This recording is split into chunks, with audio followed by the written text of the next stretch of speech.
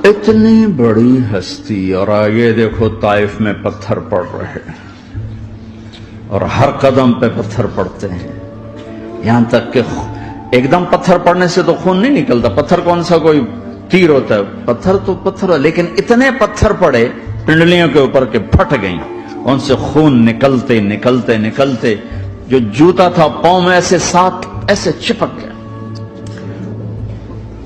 और सारी कायनात के दुल्हा सरदार बेहोश होके गिरे। तो आपके गुलाम जैद ने नौकर थे, उन्होंने उठाया कंधे पर, भागे। पीछे वो सर पे चढ़े हुए पत्थर मार रहे हैं और आप जितना भाग सकते थे भागे, यहां तक के बेहोश होके गिर गए। खून ज्यादा निकल गया तो वो उन्होंने कंधे पर उठा, दौड़ लगाई और आगे सामने बाग था, किसका?